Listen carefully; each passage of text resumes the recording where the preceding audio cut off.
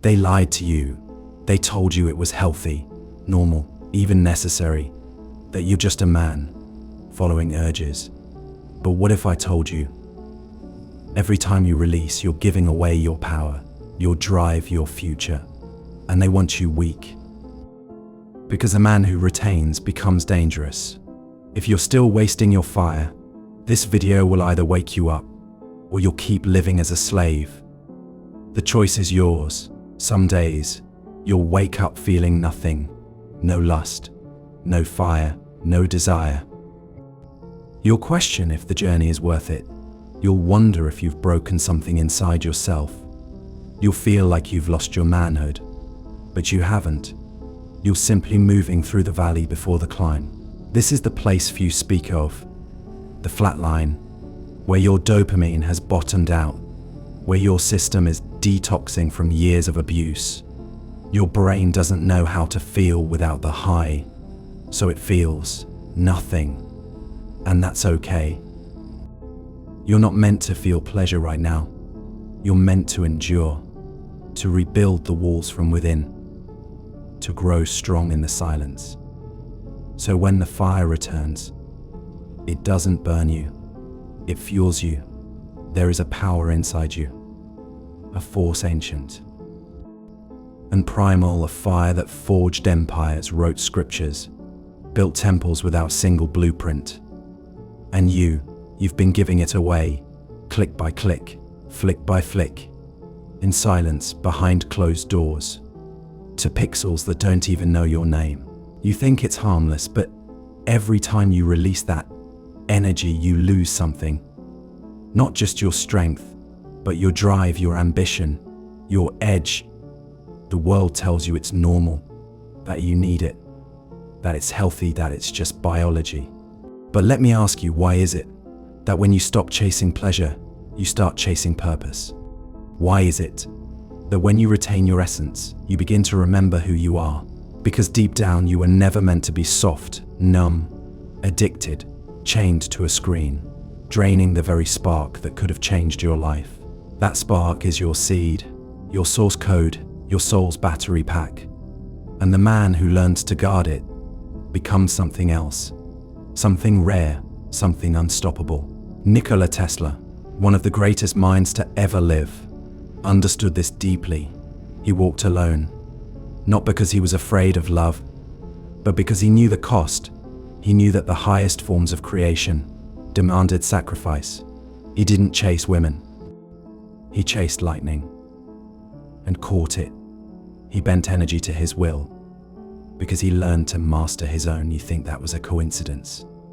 No, brother, it was alchemy, transmutation, the redirection of lower urges into higher purpose. Tesla once said, "I do not think you can name many great inventions that have been made by married men," because he knew that the raw energy used for lust could be refined into genius. And that's the path you're on now, whether you realize it or not. The moment you chose to stop, to break the loop, to go without, you stepped into a war with yourself, your mind, your memories, your cravings.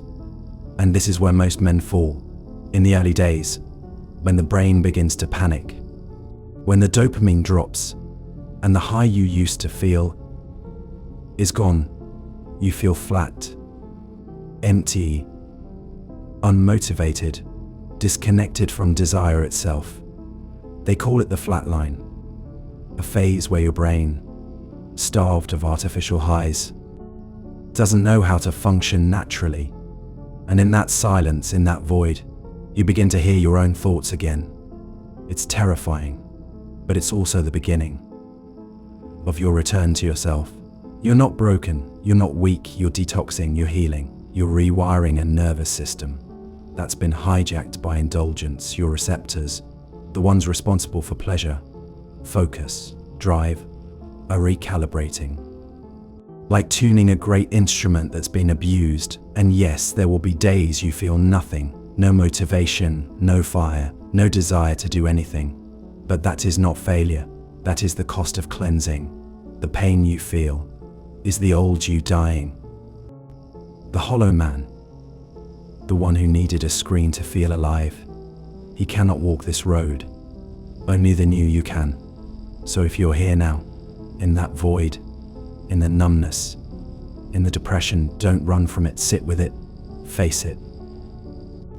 This is where warriors are born, not in glory, but in silence. You'll start to notice small shifts, your voice deepens, your eyes sharpen, your presence becomes felt when you walk into a room. Why? Because your energy is no longer leaking, it's building, it's concentrating. You are becoming magnetic again, because you've chosen to protect your essence, instead of wasting it on a fantasy. This is just the beginning. The path gets darker, then it gets brighter, but only if you walk it. And you will, because deep down, you know this isn't about no FAP. This is about mastery.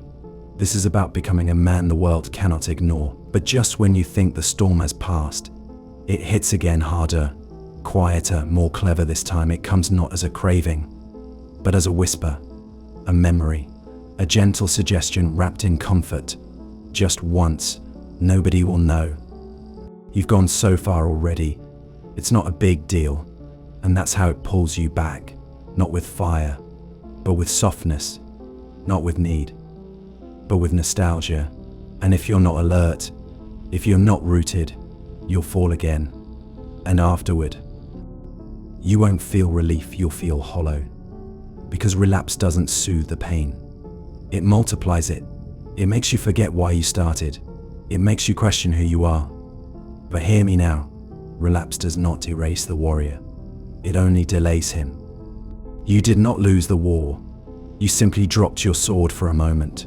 Pick it up and keep walking. Some of you will face battles not in daylight, but in sleep, wet dreams, uninvited and unearned, arrive like thieves in the night. And you wake up, empty, frustrated, questioning again. But don't attach shame to what's involuntary. That's your body, learning how to purge the excess, rebooting the system, clearing the pipelines, preparing for mastery. You are not failing. You are being refined. And then there is the emotional descent, the mood swings, the loneliness, the shadows that follow you in silence. You'll feel cut off from the world, from women, from joy itself. Your brain, still healing from the overstimulation, doesn't know how to feel without the drug. So it goes dark, a protective measure, a system reset. This is depression, but not the kind the world treats with pills. This is the spiritual kind. The kind that occurs right before you shed your skin. You are not dying, you are being reborn. And the pain is sacred. Sit in it, honor it, because that ache in your chest is everything false, melting away. And here's the beautiful truth. It doesn't last. One day you will wake up, and the fog will be gone, the fire will be back, and it will burn cleaner, brighter, sharper. Your mind will be clearer. Women will start to notice you, even though you didn't say a word. Why? Because energy can't lie. Your eyes, they'll hold something deeper, a calm, a focus, a gravity. Because you're not desperate anymore. You're not chasing anymore. You've become the thing women chase. And here's the irony. When you no longer crave their validation, you begin to receive it tenfold. But by then, you won't care, because you'll be building empires, not chasing moments. You'll see it in the gym, in your discipline, in your work.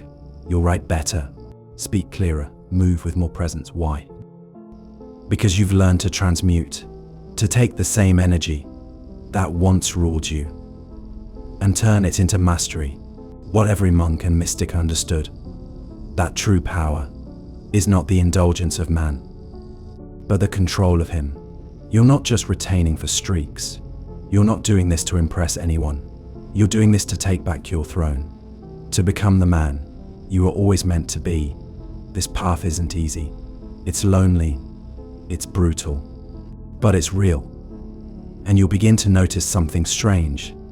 The world will seem different, colors brighter, conversations deeper, music richer, Because when you're no longer numb, you finally feel everything again. And it's overwhelming, but it's beautiful. This is when you begin to create. Not consume, you begin to speak. Not chase, you begin to lead. Not follow. Because kings don't beg, they build. And you are on your way. If you need a tribe to be a part of, we are here for you at True Avalon. Subscribe to join the tribe.